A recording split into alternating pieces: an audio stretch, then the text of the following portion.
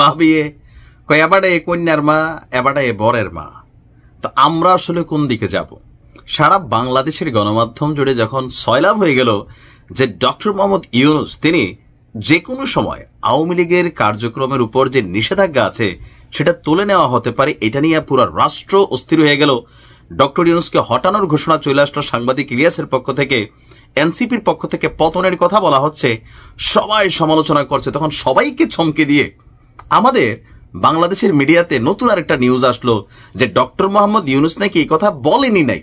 তার মানে কি পুরা মিডিয়া, এই যে সোশ্যাল মিডিয়ার কিংয়েরা বা আমরা সবাই ভুলে বুঝলাম আসলে কি তিনি এই কথা বলছেন, নাকি ঠেলায় পড়ে এখন অর্থ বদলে যাচ্ছে? দেখেন, সরকারের অনেকগুলা সাইট থাকে বা টিম থাকে যারা সরকারের কোনো বক্তব্য যদি মুখ ফসকে বের হয়ে যায় সেইটাকে নিয়ে যুক্তিতর্ক উপস্থাপন কইরা ভিন্ন আরেকটা ন্যারেটিভ তৈরির প্রচেষ্টা চালান। এখন প্রশ্ন হচ্ছে, এটা এখন দেখার বিষয় যে ডক্টর মোহাম্মদ ইউনূস সেই সাংবাদিকের সাথে দেওয়া সাক্ষাৎকারটা সরাসরি প্রচার করা, তাইলে আমরা বুঝতে পারবো এই বাংলা ফ্যাক্ট, সরকারি ফ্যাক্ট আর অমুক ফ্যাক্টে মানুষের আস্থা নাই। যে ডক্টর মোহাম্মদ ইউনূস আসলে এই কথা বলছেন নাকি বলেন নাই, এইটার একটাই এভিডেন্স যে ওই গণমাধ্যমকে দেওয়া সাক্ষাৎকারে, ওই সাংবাদিককে দেওয়া সাক্ষাৎকারে তিনি আসলে কি বলছেন।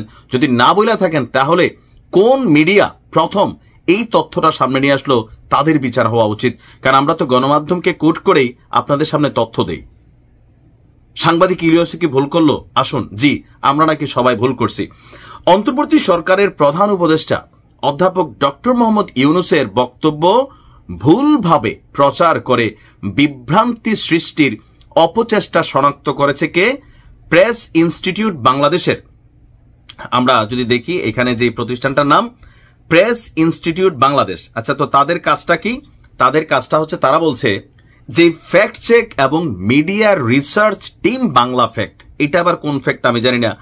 তো বাংলা ফ্যাক্টের বক্তব্য, আওয়ামী লীগের কার্যক্রমের উপর নিষেধাজ্ঞা তুলে নেওয়ার কথা বলেননি প্রধান উপদেষ্টা। তো কি বলছে? তারা বলছে যে ডক্টর মোহাম্মদ ইউনূস বলেছেন কার্যক্রম নিষিদ্ধ অবস্থায় দলটি নির্বাচন করতে পারবে না। তার ভাষায়, অন্যথায় আমরা নির্বাচন করতে পারবো না। এই কথাটা তো প্যাচ বুঝলাম না। আবারও বলি, কার্যক্রম নিষিদ্ধ অবস্থায় দলটি নির্বাচন করতে পারবে না, এটার অর্থ বুঝলাম। তার ভাষায়, অন্যথায় আমরা নির্বাচন করতে পারবো না, মানে কথাটা কি? অন্তর্বর্তী সরকারের প্রধান উপদেষ্টা পরিষদের বিশেষ সভার সিদ্ধান্ত ছিল আন্তর্জাতিক অপরাধ ট্রাইব্যুনালে বাংলাদেশ আওয়ামী লীগ এবং তার নেতাদের বিচার কার্যক্রম সম্পন্ন না হওয়া পর্যন্ত দলটির যাবতীয় কার্যক্রম নিষিদ্ধ থাকবে। জাতিসংঘের সাধারণ পরিষদে যে জিটিইউকে মানে অধিবেশনের ফাঁকে সাক্ষাৎকার দেন ডক্টর ইউনূস, সেখানে সাংবাদিক মেহেদী হোসেনের এক প্রশ্নের জবাবে আমরা যেটা দেখছি, এখন দেখলাম নতুন বক্তব্য আসছে কোনটা? কার্যক্রম স্থগিত হওয়ায় আওয়ামী লীগ কোনো রাজনৈতিক কর্মকাণ্ড করতে পারবে না। তারা একটি দল হিসাবে বৈধ, কিন্তু তাদের কার্যক্রম কিছু সময়ের জন্য স্থগিত করা হয়েছে, যে কোনো সময় তাদের কার্যক্রম সচল হতে পারে, এমন বক্তব্য নাকি তিনি দেন না। এখন মানে তিনি দেন নাই, তাহলে আমরা কই থেকে শুনলাম? এখন এই যে বাংলা ফ্যাক্ট, তারা কারা? তারা কি রাষ্ট্রীয় কোনো প্রচার বা I don't know what ever? তো জরুরি হচ্ছে জিটিইউকে দেওয়া সেই সাক্ষাৎকারকে সামনে আনা উচিত যে আসলে আমাদের রাষ্ট্রের সিস্টেম বদলাইছে নাকি আগে যেমন শেখ হাসিনা কোনো কথা বললে পুরা মিডিয়া একদম প্রেস ঝাঁপাই পড়তো যে ওনার ভুল কথাটারেও সঠিক করার, ফেসাইল্লা কথাটারও সোজা করার। এখনই কি আসলে এই সিস্টেমই রয়েছে যে সরকারে যে বসে তার কথাই হালাল করতে হবে?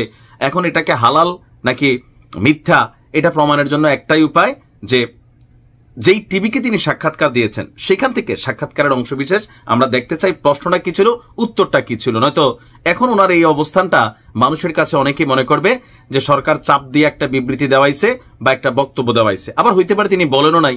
যদি নাই বলে থাকেন, কারা এই অপচেষ্টা চালালো সেইটাও তো আইডেন্টিফাই হওয়া দরকার। মানুষকে তো বিভ্রান্ত করতেছে। ভালো থাকুন।